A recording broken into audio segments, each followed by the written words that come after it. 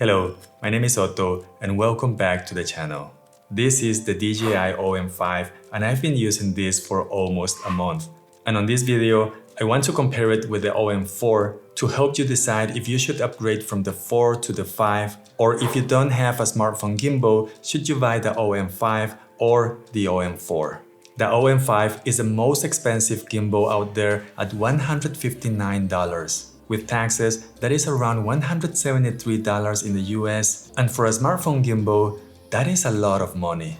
DJI still sells the OM4, which now has a lower price of $129. And there is also the OM4 SE version, which has a lower price of $119. The only difference between the regular OM4 and the SE version is that the SE doesn't come with this magnetic ring, which honestly, I never used anyway. The first difference you will notice is the size and the design. The new OM5 is slimmer, it has a weight of 300 grams including the clamp, where the OM4 weighs 420 grams and the tripod for each gimbal weighs 70 grams. DJI did a good job giving it a modern and attractive look with more curves, slimmer arms, and some silver details that I really like. The handle has some rubber texture, and when you fold this gimbal, you can squeeze it inside your pockets without a problem. The OM4 is not as portable as the OM5, but I still like the button layout and the handle design, which is more ergonomic.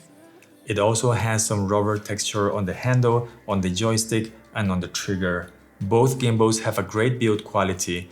The OM4 has a joystick and a very basic button setup. There are only two buttons, one to record and the power button, which has multiple functions. The OM5 took that power button to the left side of the gimbal, and now there is a dedicated button for selfie mode and to switch the orientation of the smartphone. Both gimbals have a trigger at the front, which will lock all the axes of the gimbal, recenter the camera, or enter a sport mode. I thought that DJI would implement a way to change the gimbal modes with a button on the OM5, but that is not the case. So if you want to change the follow mode on the gimbal, you still need to go inside the menu on the Mimo app. The OM5 retains the same magnetic clamp design as the OM4, and hands down, this is one of my favorite features of these gimbals because the clamp can stay on your phone, and when you need to use the gimbal, it's fast and easy to set up. The only drawback of this magnetic clamp is that smartphones are not getting any thinner, and using this with a case, it's not so convenient even if you're using thin cases like I do. It feels like the clamp is not completely hugging the case and it just doesn't feel right. And that's why most of the time I end up using the clamp on the phone without the case because it actually feels more secure to use it this way. Both gimbals do support heavy phones up to 290 grams, and using external lenses or ND filters like these ones is not a problem. The OM4 and the OM5 are 3-axis gimbals, and the stabilization on both devices is very good. Both gimbals will give you the same result in terms of stabilization, and they perform really good when I was testing them out with an Android device and also with an iPhone as well. Getting shots from a higher angle with the OM4 is possible by using something like this extension stick. The new OM5 has its own extension rod. It extends an extra 21.5 centimeters, and you can adjust the angle of the top just like this.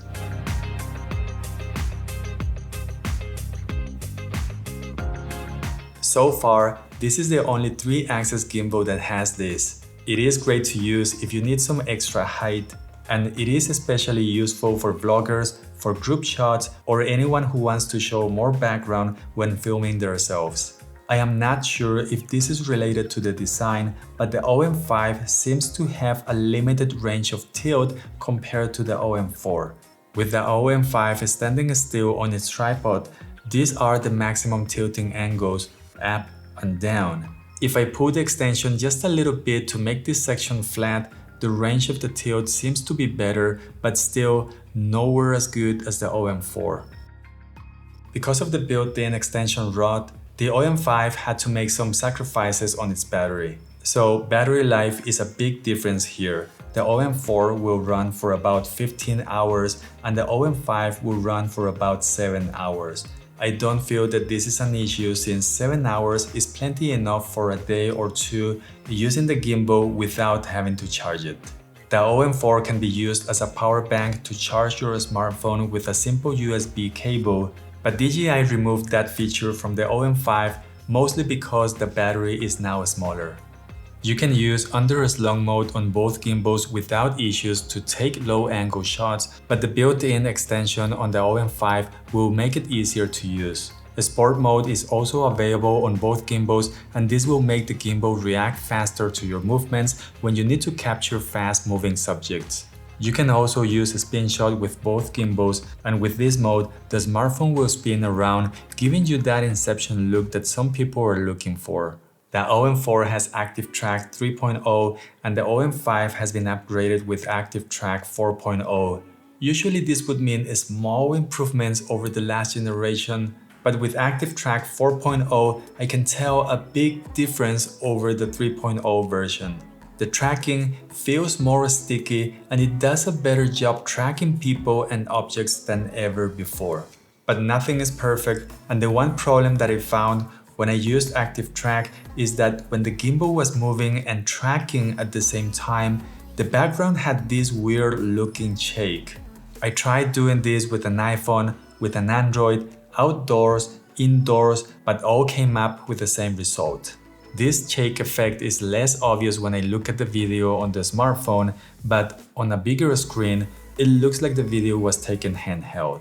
This doesn't happen if the gimbal is sitting at the same place and the subject is the one moving around, and it also doesn't seem to happen when I use the front-facing camera while using the tracking feature and moving at the same time.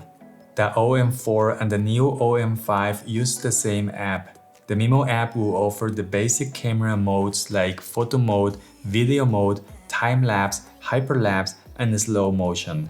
You can also make different types of panorama shots, and dolly zoom or dynamic zoom seems to be working better than a year ago.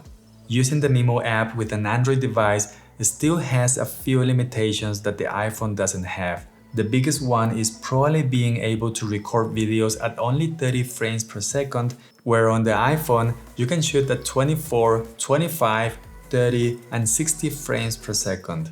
On the iPhone, you can also access manual controls for the ISO and the shutter speed, where on the Android you can't. The Mimo app has gesture controls and a good selection of video templates to help you make short videos. On the menu, you can now select the gimbal follow speed to slow or fast, and locking the focus and exposure can be done on both Android and iPhones. With the OM5, you get a new feature called Shot Guides, which is like a cinematic step-by-step tutorial with a behind the scenes of how to get different types of shots. It can also put together your video clips into a single video, and I found this to be a nice addition and cool place to find some inspiration for your videos. You can turn this feature on or off inside the menu, and just so you know, this is not available on the OM4. The links to these products are going to be on the description down below. And if you got any value out of this video, please take a second to give me a like. I do have more videos coming with the OM5, so don't forget to subscribe. That's going to be all for today. I do hope that you have an amazing day, and I hope to see you in the next one. Bye.